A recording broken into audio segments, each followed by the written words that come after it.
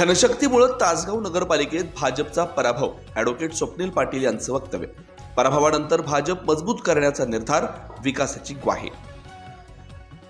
तासगाव नगरपालिकेच्या निवडणुकीत भाजपचा पराभव झाला असला तरी या पराभवामागे धनशक्तीचा मोठ्या प्रमाणात वापर झाल्याचा आरोप भाजपकडून करण्यात आलाय. भाजपचे तासगाव तालुका अध्यक्ष ॲडव्होकेट स्वप्नील पाटील यांनी पत्रकार परिषदेत ही माहिती दिली. तासगाव नगरपालिकेच्या निवडणुकीत भाजपनं पहिल्यांदाच संपूर्ण पॅनल उभं केलं. सर्वसामान्य घरातील उमेदवार देत भाजपनं पारंपरिक गटांसमोर पर्याय उभा केला. मात्र समोरच्या गटांकडून प्रचंड पैशाचा वापर करण्यात आल्याचा दावा करण्यात आलाय. निवडणुकीदरम्यान उमेदवारांवर दबाव आणण्याचे प्रयत्न झाले. मात्र कार्यकर्त्यांनी ताकदीनं निवडणूक लढवण्याचं पाटील यांनी सांगितलं. देश व राज्यात भाजपचं सरकार आहे. पालकमंत्री चंद्रकांत पाटील यांनी तासगावच्या विकासाचा दिलेला शब्द पूर्ण केला जाईल असा विश्वास त्यांनी व्यक्त केला. यापुढील काळात तासगाव शहरासह तासगाव कवठेमहांकाळ तालुक्यात भाजप अधिक मजबूत करण्यात येईल आणि आगामी निवडणुका पूर्ण ताकदीनं लढवण्यात येतील असा निर्धार त्यांनी यावेळी व्यक्त केला. तासगाव प्रतिनिधी प्रकाश माळी, SK न्यूज मराठी. नक्कीच पार पडली.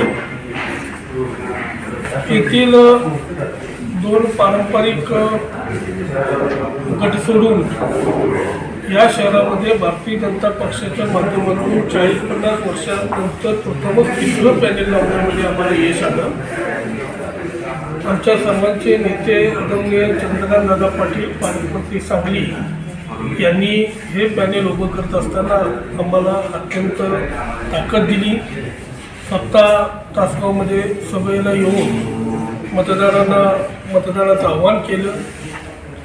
या संपूर्ण प्रचाराच्या दरम्यान सन्माननीय मुख्यमंत्री देवेंद्रजी फडणवीस साहेबांनी सुद्धा व्हिडिओच्या माध्यमातून मतदान करण्याचं जनतेला आवाहन केलं. या निवडणुकीमध्ये आम्ही पॅनेल उभा करू शकणार नाही अशा वंदना काही जणांनी केल्या होत्या. परंतु या शहरातील सर्व तळागाळातील सर्वसामान्य कार्यकर्ते घेऊन, वंचित घटकातील कार्यकर्ते घेऊन या निवडणुकीला भारतीय जनता पक्ष 24 नगरसेवकसाठी आणि 1 नगराध्यक्ष असं 25 जागेसाठी सामोरा गेला.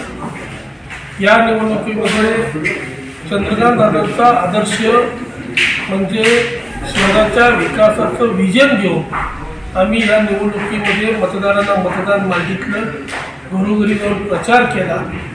परंतु इथे शहरामध्ये जे धनशक्तीचीच चर्चा जोरात चालू राहिल्या कारणानं दोन्ही गटाच्या धनशक्तीच्या चर्चेमध्ये तासगाव शहरातील विकासाचं आमचं विजन थोडंसं बाजूला पडलं असं मला या निमित्तानं जाणवलं.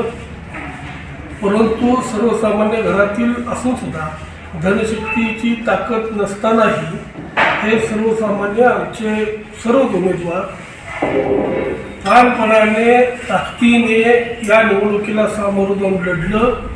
या सर्वांचा मला सार्थ अभिमान आहे.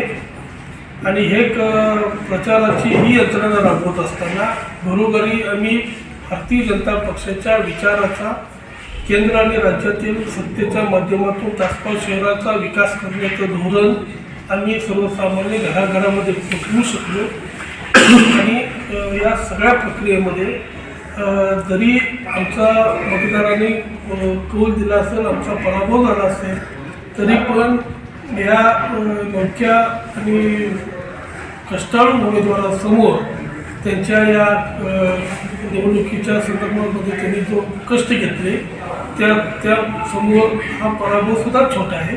कारण हे कष्ट खरोखरच कौतुकास्पद असं कष्ट इथल्या नगराध्यक्षाच्या उमेदवार आणि सर्व त्यांच्या टीमने केलं.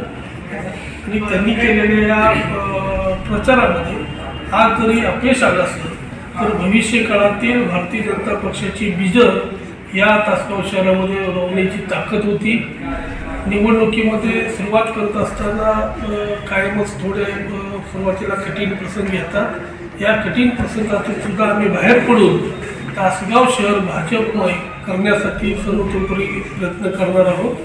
आणि निश्चितपणे तासगाव शहरामध्ये भारतीय जनता पक्ष पुन्हा एकदा ताकदीनं फिनिक्स पक्षासारख्या राखेतून उठून उभा राहतोय तशा पद्धतीने उभा राहिल्याची आम्हाला खात्री आहे.